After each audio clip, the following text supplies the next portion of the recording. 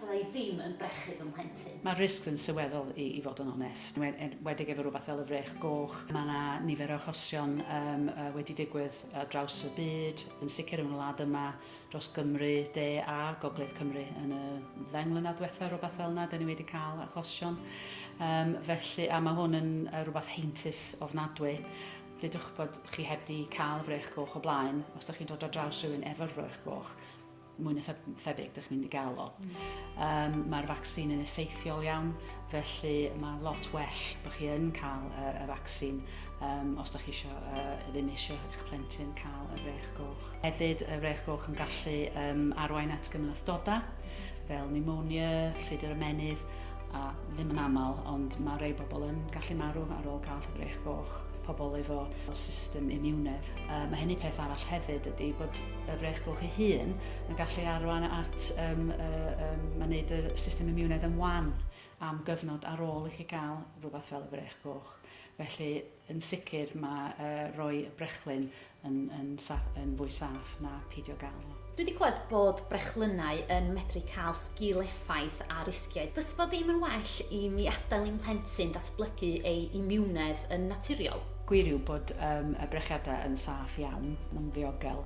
Mae rhan fwy o'r sgil-effeithiau yn reit fach, rhywbeth fel tymheredd neu poen lle mae'r plentyn wedi cael y pigiad, rhywbeth ydych chi'n gallu delio efo adra heb llawer o draffer. Mae dweithio mwy difrifol fel rhywbeth fel erlergedd.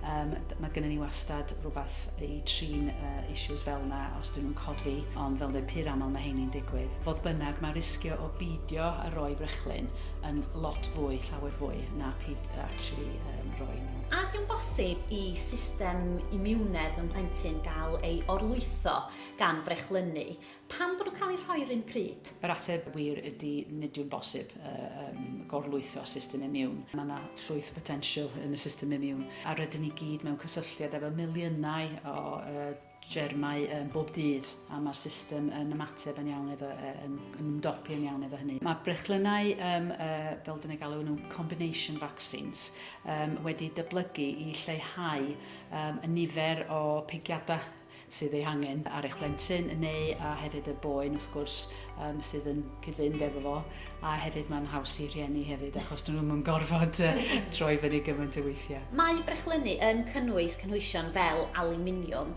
Ydy hwn medru bod yn niweidiol yn plentyn? Mae brechlynau wedi cael eu cynllunio i roi amddiffiniad y gorau posibl eich plentyn, i fod yn onest. A da ni yn gwybod efo pethau fel hyn, y dos ydy'r peth pwysig. Da ni'n actually cael fwy o aluminium trwy be da ni'n bita bob dydd na mewn unrhyw brechlyn. Hefyd mae bob brechlyn wedi cael ei profi a mae rheolau tyn iawn, felly allai sicrhau, deithio chi yn sicr bod nhw'n saff eich rhoi. Mae Covid-19 dal yma yng Nghymru. Dwi fel lot o rieni eraill yn poeni am fynd am plentyn i mewn i'r feddygfa i weld y doctor.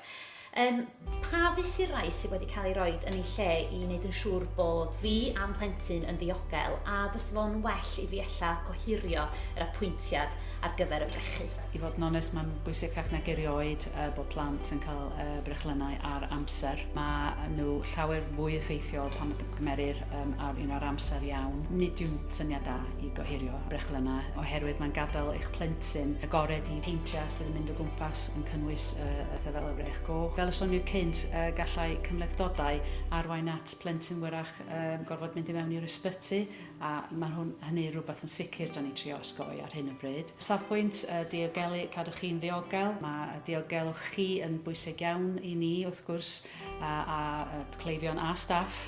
A wedyn mae pawb sy'n gweithio mewn ysbytau neu mewn surgeries yn gwybod y rheolau, mae nhw'n cadw atyn nhw yr issues efo pellhau cymdeithasol ac yn y blaen a cadw lle yn lan. Dr Sian, diolch yn fawr iawn am ateb y cwestiynau. Dwi'n gwybod bod y cwestiynau dwi wedi ofyn i chi heddiw yn cwestiynau. Mae yna lot o rieni yn poeni amdanyn nhw, felly diolch am eich amser. Diolch yn fawr i chi ddod i fewn heddiw. Cofiwch os gwelwch chi unrhyw cwestiwn, unrhyw adag, gewch chi gofyn i'r GP, yn ymwelydd iechyd, nurse practice.